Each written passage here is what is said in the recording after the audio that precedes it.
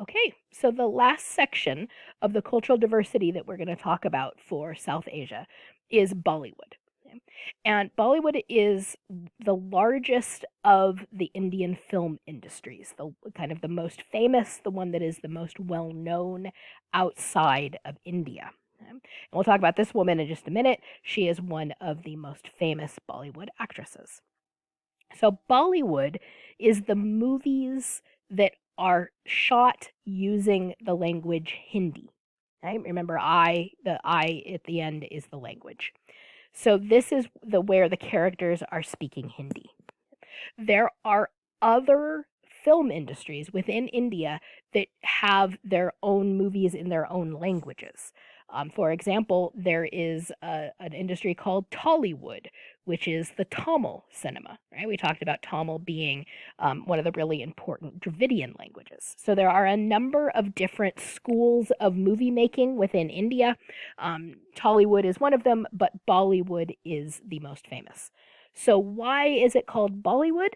Well, because that it got its name from the city where it began.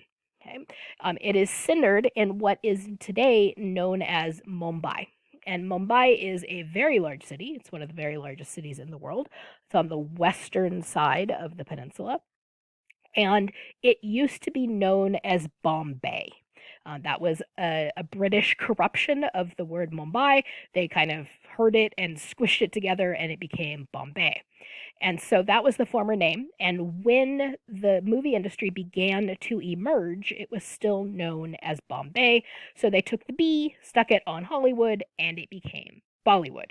Okay, so that is where the name comes from. Sometimes these movies are called masala films because they are a mix of styles. Masala is a spice mix. So is curry, by the way. Curry is not a single spice, it's a blend of spices, and so is masala. And so these movies are seen as a mix of styles, a combination of many, many things. The same movie can be an action movie, a romance, a comedy, have adventures in space or a western, right? There can be all of these different aspects combined into the same movie. There's usually singing and dancing, so there are also musicals. It's just this mix and amalgamation of many different styles all in one. Okay? So they're often also called masala films. And I have a couple pretty interesting graphics here. These two people here are two of the most famous Bollywood actors at this time. This is Aishwarya Rai, and she is often seen as the most beautiful woman in the world. When she had her first child a few years ago, all of the different Indian media companies got together and had a summit about how they were going to cover the birth when she went to the hospital, and how they were going to try to be respectful, right? They were going to try to respect her privacy and where they could camp out, and what they would do, right? I mean, she's that big a star. Shah Rukh Khan is just has done dozens and dozens of movies. He is one of the most popular Indian actors ever. And he is also one of the richest actors in the world. He had this. This is a few years old. This is from 2014, but he had more wealth than Tom Cruise that year. Right. So these are incredibly influential actors. We may not hear about them a lot here, but in many parts of the world where Bollywood movies are huge, and that's all over the world, the Chinese market is huge. The market across Africa is very large.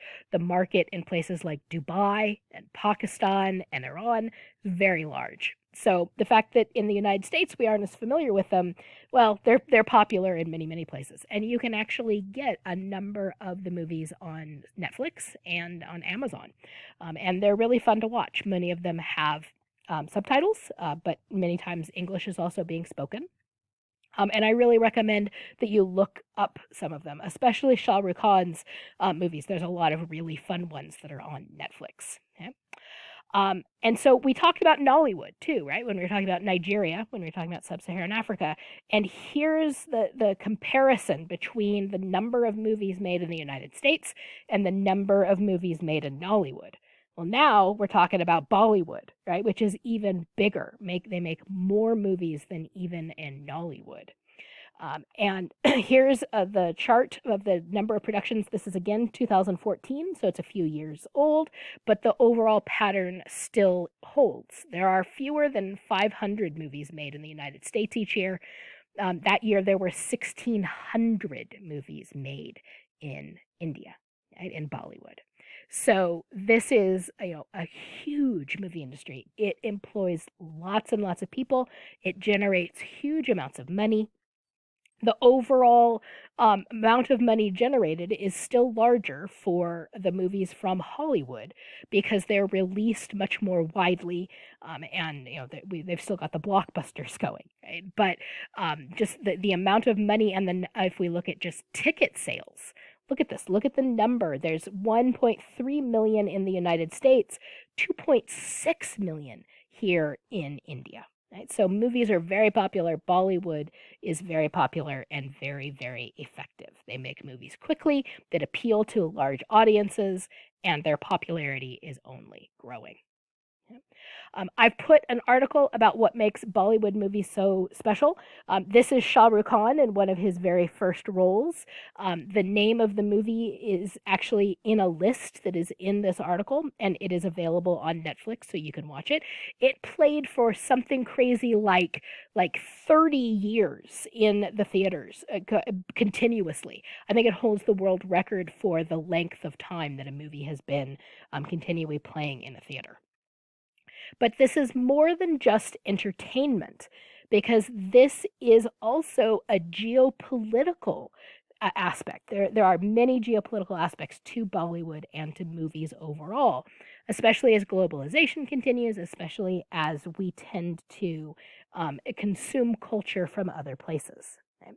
So there's this geopolitical tool that Bollywood is. It has been used to promote ties with Pakistan because India and Pakistan don't always get along. That goes back to partition, and we'll talk about that in the geopolitics sections.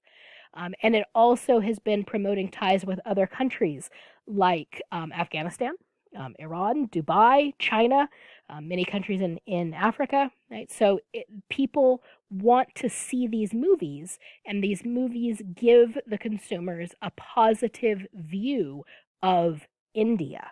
And that is called, excuse me, sorry about that, that is called soft power.